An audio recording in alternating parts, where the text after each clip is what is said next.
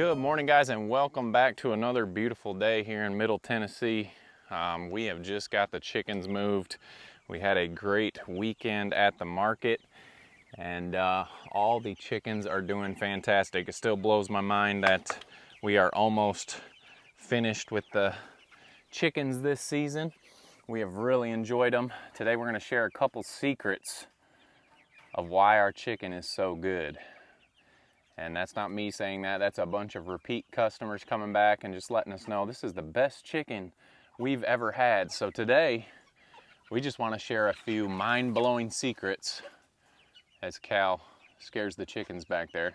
He keeps them tender. Just kidding, that's not one of the secrets. Some secrets that we have, that we do on our farm, that anybody can do. It's not really a secret. And the biggest secret is the one you just saw right there. Look at this monster. What are you doing, Cal? Come here. Get out of there. Anyway, I left too much space. Cal can go through the middle. But the biggest secret right there is the one you just saw, is moving those chickens every day to fresh grass, getting them off of their manure, keeps them picking around for bugs, spreads their manure, which helps our pastures every year, and just keeps them away from disease or anything else that you would find from sitting in one stagnant spot, being in your manure all the time. The second secret that we don't do any shots, vaccinations, antibiotics. You can get them, when you get them from hatcheries, you can get them with some vaccination for something. I can't even remember the word right now, but whenever we get our chicks, we ask for no vaccinations, nothing. So I think that's a big part too. We don't want anything in these birds that we don't want in our bodies. So these birds are meant to feed us, and so we want to raise them the way that we would want to eat something. So obviously we can't contend with store-bought prices, and that's not what we're trying to do. We're trying to contend with the best, healthiest product that we can have. So the biggest secret, moving them, not giving them anything that we don't want in our bodies, and a good feed. We feed a non-GMO, corn-free, soy-free feed. It's just the best that you can find in your area. If you don't have that, choose the best you can find, and it's easy to go for the cheaper bag, and that may be fine. Hey, who let you in here? Cal, out, out. These doors, when we're heading downhill, these doors swing open. Good thing he helped me scare the birds back in. So nothing mind-blowing, guys. Basically, I just wanted to talk about this to encourage you that you can do this too. We are a very small farm. If you've followed us along, we do about 1,000 birds a year. That is super small compared to some of the other farms that you may know about. It's a lot for us, and it's a good number that keeps us going where we want to be going. The chickens do not fully support us by any means. When we first started, that was something I was thinking, oh man, I can just grow a couple thousand birds and we'll support our whole farm. Well, that is not the case. What we have been learning, and this is only our second full year of doing chickens, is everything on a farm helps everything else out. So we have some pig sales, we sell some pork, we do some chicken, and this is not our full-time gig by any means, and that was our dream, and still is our dream, but it's a lot harder than just reading a book, processing a bunch of chickens, and living happily ever after. But it is a good enterprise to get into. You can make a little bit of money on it, and also, more importantly, you can eat super healthy and delicious. So that is kind of where we're at right now. But the secret to a great tasting product, keeping them moving, a good feed, no shots, no antibiotics, nothing you don't want in your body. And that's the secret, really, is there's no secret. Just raise it how you want. I think all the time when sometimes we eat at Subway, you see them throwing all that mess together in your sandwich. You see the cut end of the lettuce on that sandwich, or the core of the tomato. It's like, why would I want to eat that? I mean, they're making it for you. We're making this for other people. Why would we want to eat something that we don't want to eat ourselves? So that's the biggest secret. So no mind-blowing news here today, but I just wanted to show you quick tips, quick things on how to grow fantastic meat for your family. So these guys are 8 weeks. This week we butchered a bunch of them this weekend. We did 45, me, Jamie, Brooklyn, and my mother-in-law helping with the packaging. Got them all packaged and processed and basically sold out. It's funny, we always sell out of breasts and tenders, and we have lots of thighs, which I don't know if people don't know how to cook the thighs or what, but the thighs are fantastic. So anything we have left over that's thighs that we get to eat, we are super happy. We do like breasts and tenders too, but that's always what sells out first. So we appreciate all of our customers that came out and supported us. We will have a full load again next weekend at the market, as these birds will be getting processed this week. Heading into this week's market, we will have a full load. So if you're one of our customers, be ready, because people are stocking up for the winter. And if you're wanting breasts and tenders, they go super fast. I need to put out a video. I keep talking about putting out videos about how we make some of our dishes that we enjoy out of the chicken. I need to do a thigh video, how to debone it, how we cook it. We do bourbon chicken. We do all sorts of things with the thighs, and they are delicious. Maybe that will help sell some more thighs. But anyway, guys, that is the secret. Just raising it how you would want to see an animal raised. You wouldn't want to see it in a factory laying on the same piece of ground its whole life. It is quite a disgusting thing, and that is one reason we got into doing this. So hopefully that's more of an encouragement, not a mind-blowing revelation, that if you want to do this, you can do it too. Get yourself 25 birds if you're first starting out. Raise those 25 birds, process them in a day. 25, you can do it with a little bit of help. Definitely the biggest piece of equipment you'd want is a chicken plucker, but you can do this. So that's the secret. You can do it if you want to. If not, find a local farm that's doing it. Support that small local farm. No, they're not going to be able to sell it to you for the $5 rotisserie chicken at Sam's Club or Costco, but I guarantee you it is going to be a much better product than what you get there. So anyway, that is my spiel for today. We're about finishing up morning chores.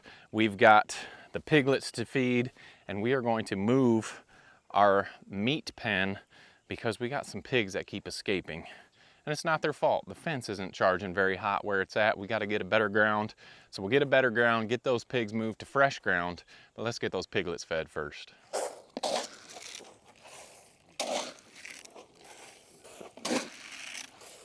Over here, piggies.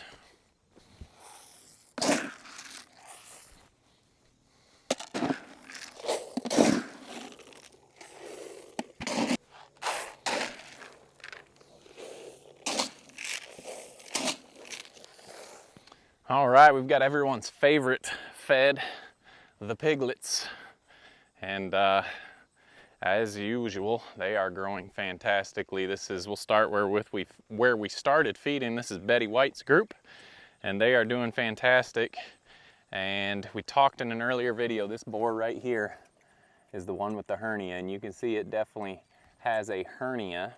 So we are gonna work on doing a roaster pig. I know there's good videos out there on YouTube on how to do a roaster. I've never processed a pig, and a roaster is just a smaller pig. Sometimes they're called suckling pigs that you can cook. They're small enough you can cook in your oven. Obviously I want them to be a bigger size than that, so we're gonna let them grow out for a little while, but everyone is growing good. Real stocky, thick, nice conformation so far in this litter, and we are happy with what Betty White has produced. And Betty White was born on our farm, and so it's always fun. It takes a long time.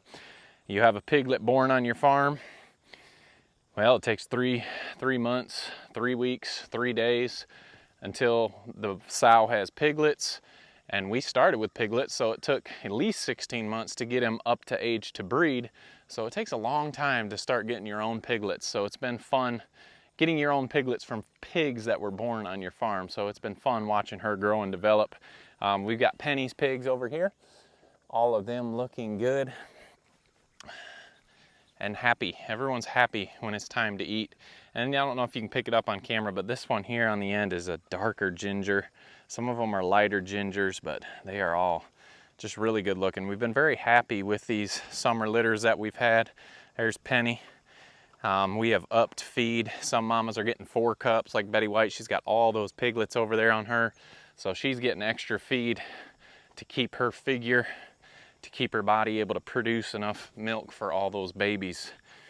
Same with Willoughbean here. She's got quite a load of piglets here, so she gets extra. They all get extra from what they started with, but the mamas that have a lot of piglets, you hiding behind mama, are getting extra. So there is Willoughbeans, and some of them are out, have not come out yet. I guess they had a long weekend.